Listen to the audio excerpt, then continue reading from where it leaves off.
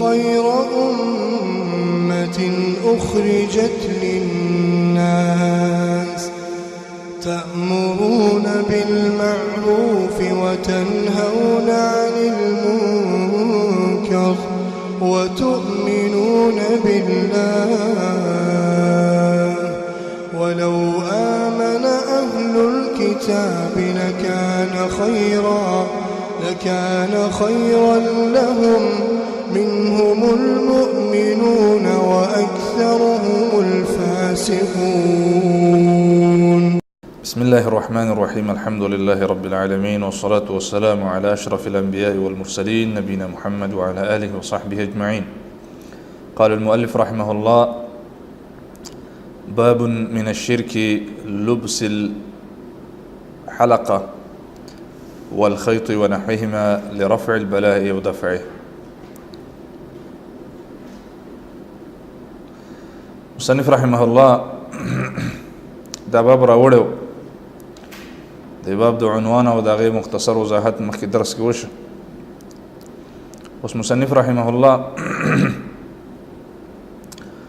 باب د پاره نصوص راوړي او په هغې کې مهمه مسله هغه ثابتوي چې د لاسونو ته کړۍ وغیره چول، غاړې ته تارونه چول، دا د توحید منافي کارونه دي، دینه ځان ساتل پکار دي. لرفع البلاء دا معنا چې مصیبت راغلی او دا کړۍ مړۍ ځان ته واچي، دا مصیبت یې لرې شي، دا شرک دی. او دفع البلاء دې ته وایي چې مصیبت لا نه راغلی او دا د خپل تارونه وغیره واچي د دې لپاره چې مصیبت دفع کړي. نو مصنف رحمه الله فرمایي: وقول الله تعالی، د الله سبحانه وتعالی دا وینا واوره او په دې باندې د خپل ځان علاج وکړه. فرمایي: قل افرأيتم ما تدعون من دون الله إن أرادني الله بضر هل هن كاشفات ضره أو أرادني برحمة هل هن ممسكات رحمته قل حسبي الله عليه يتوكل المتوكلون. بالكل آيات دي فرماي اے محمد صلی الله علیه وسلم ته د دې مشرکانو نه تپوس وکړه چې تاسو ما ته خبر راکئ هغه بوتان، هغه غیر الله چې تاسو د الله نه ما سوا ورته فریادونه کوئ، چغې ورته کوئ، رابلئ، زه تاسو نه تپوس کوم: ان ارادني الله بضر، کما ته الله ضرر راورسی، هل هن کاشفات ضره، آیا دغه ستاسو معبودان، دغه بوتان، دغه قبرونه، دغه هغه څه چې تاسو یې رابلئ د الله نه ما سوا، آیا دا هغه ضرر چې ما ته الله را رسولی لرې کولی شي؟ اول سوال. دویم سوال دا کوم: او ارادني برحمة هل هن ممسكات ضره او ارادني برحمة هل هن ممسكات رحمته. که الله سبحانه وتعالى ما ته یو خیر راکی، یو فایده راکی، و نفع راکی، نو آیا دغه بوتان چې تاسو جوړ کړي، دغه قبرونه چې مړه دي او دغه تارونه وغیره چې وهم دی چې تاسو را بلئ د الله نه ما سوا، آیا دا د الله هغه نعمت او رحم او فضل چې ما ته را کړی دی لرې کولی شي؟ په دغه وخت کې به دا مشرکان چاړاګان شي، ځکه دا هیڅ نشي کولی. نو قل حسبي الله، دا ورته ووایه چې الله کافي دی، د هغه چا لپاره چې څوک توکل پرې وکړي. علیه یتوکل المتوکلون، نو ځان دې وسپاري په الله سبحانه وتعالی باندې، ځان سپارون کی په هغوی په الله دې توکل وکړي. نو دې نه دا معلومه شوه چې نفع او ضرر دا د رب العالمین په اختیار کې دي. چاته چې وغواړي نفع ورکوي، چاته چې وغواړي ضرر ورکوي. په دې کې د رب العالمین سره هیڅ قسمه شریک نشته، نه ور سره بوتان شریک دي، نه ور سره پیران شریک دي، نه ور سره اولیاء کرام شریک دي، نو سره ملائکه شریک دي، نو سره پیغمبران شریک دي، نو سره بزرگان شریک دي او نو سره پیران شریک دي، بلکې الله سبحانه وتعالی یوازې خالق دی د کون. اے انسان ته سوچ په وکړه څومره جاهلی څومره ناپوهی چې د الله مخلوق د الله سره شریکه. نو د آیت نه واضحه دا معلومه شو چې د نفع او ضرر مالک او اختیار د رب العالمین سره دی. خپل عقیده صفا کا، خپل جن اختیار کا. دارنګ مصنف رحمه الله یو حدیث راوړي چې امام احمد رحمه الله راوړی حدیث بسند لا بأس به. هغه دا دی چې رسول الله صلی الله علیه وسلم د یو کس په دی لاس کې یو کړی ولیدله. کړی چولې وه، د وسپنې کړی وه. رسول الله ته فرمایل ما هذه، دا څه دي؟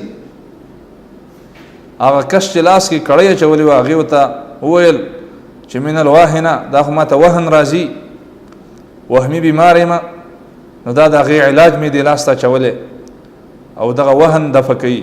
رسول الله ته وفرمایل چې دا کړی لرې کا، دا نه زیتی تاله مګر وهن. دا تا ته چا ویلي دي چې دا وهن زیتی؟ آیا دا په شرع کې راغلی؟ آیا دا په شرعي نصوصو کې راغلی؟ آیا دا په خارج واقع کې ثابته ده؟ نه. نو دا خو تا ته نورم وهن زیتی، دا لرې کا. په دنیا کې د وهن زیتی او که دې سره مړ شولې او دا ستا په لاس کې وه نو هېڅکله به کامیاب نشي. ډېر د ویرې حدیث دی. عن عمران بن حسین رضی الله عنه فرمای ان النبي صلى الله عليه وسلم، رسول الله صلى الله عليه وسلم رأى رجلا في يده حلقة من صفر. یو کس ولید چې د هغه په لاس کې یوه کړۍ وه. فقال رسول الله فرمایل ما هذه، دا څه دي؟ قال هغه ورته وویل من الواهنه، دا خو مې د وهن د وجې نه اچولي چې ما ته وهن راځي چې دا زما وهن دفع کي. فقال رسول الله فرمایل انزعها، دا لرې که، ګزار که ده.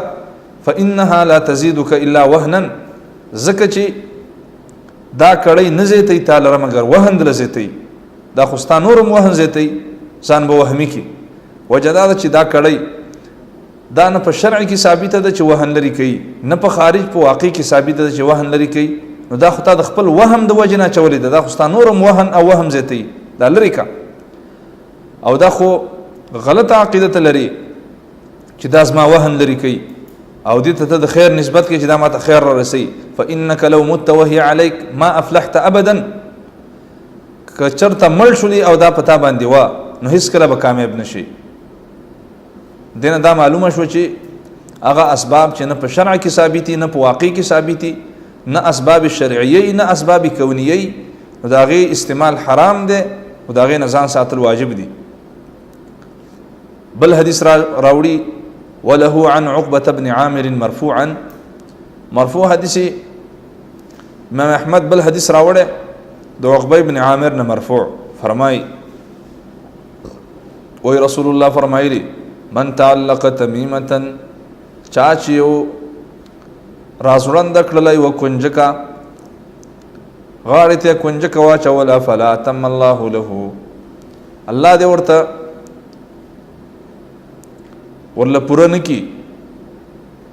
معنا دا ده چې دا بددعا ورته کړې چې الله دې ته شفا ورنه کي او نه پکې شفا شته. ومن تعلق ودعة فلا ودع الله له، او که چا ځان ته ودعه واچوله، ودعه د بحر نه یو ښکلی غوندې څیز راوځي، ماشومانو ته خلک اچوي کنجکې په شکل باندې. دا به د جاهلانو د مشرکینو عقیده وه چې دا نظر د لرې کوي. که تاسو لیدلي وي دغه د مشرکانو عادتونه زموږ په معاشره کې را روان دي، خو غیر شعوري طریقې سره څوک پرې نه پوهېږي، خو د دې شاته یوه عقیده وي. تاسو به لیدلي وي چې ماشوم کله خولۍ ورته جوړه کړي نو دا د کنجکو یو ډیرانې پې جوړ کړی د بره. څه خلک خو نه پوهېږي، خو اصل کې دا د مشرکینو عقیده وه چې دا سترګې نظر دفع کوي. رسول الله ورته به دعا کړي چې څوک کنجکې رازوړندې کړي نو الله دې ورته شفا ورنه کړي. او په بل روایت کې راځي من تعلق تمیمه فقد اشرک، چا چې کنجکه را زړنده کړله د الله سره شرک وکړ. امنا خبره مخکې وضاحت مه هېروه، کنجکه را زړندول د علاج په نیت باندې دا نه په شرع کې راغلي، نه په نصوص شرعیه کې راغلي، نه دا علاج کونی دی په خارج کې، لکه څنګه نوره دوایي چې ډاکټر ته ورشي هغه په تجربې سره واقع سره ثابته ده الله په هغې کې دا اثر اچولی، په کنجکه کې دا اثر نه دی اچولی، نو دا سبب استعمالول حرام دي. او که دا عقیده ولري چې دا کنجکه خپله نظر دفع کوي، سبب یې ونه ګڼي بلکې خپله دا عقیده وساتي چې دا کنجکه ضرر دفع کوي، نو په دې باندې دا مشرک کیږي. همدارنګه د ابن ابي حاتم یو روایت راوړی د حذیفه رضی الله عنه انه رأى رجلا، هغه یو کس ولید فی یده خیط من حمى، د هغه په لاس کې تار و او دا یې د تبې د وجې نه اچولی و.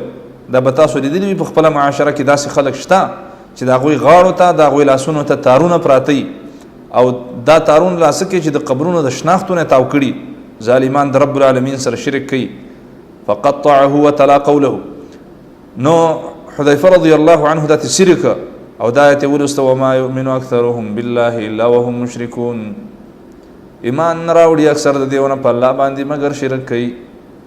ګوره تاسو سوچو کې د آیت کې ایمان او شرک جمع کړي، دا خو ناشنا خبره ده. ایمان چې وي شرک خو نه جمع کېږي د ایمان سره، نو دلته دا ایمان او شرک څنګه جمع کړی؟ وجه دا ده چې کله د ایمان سره شرک ګډ شي نو ایمان نه پاتې کېږي. د دې د وجه نه چې کله مشرک په شرک کې واقع شي هر څومره اعمال چې کړي هغه ټول بربادېږي او ایمان یې ختمیږي. دې وجه نه دې مصیبت ته متوجه کېدل پکار دي، داسې نه چې غیر شعوري طور باندې انسان په دې کې واقع شي، د خپل عقیدې، د خپل توحید، د خپل ایمان غم کول پکار دي. دا باب په دې ځای ختم شه، نور وروسته مسایل را روان دي انشاءالله هغه په بل درس کې بیان کو. والله تعالی اعلم وصلی الله وسلم وبارک علی نبینا محمد وعلى آله وصحبه اجمعین.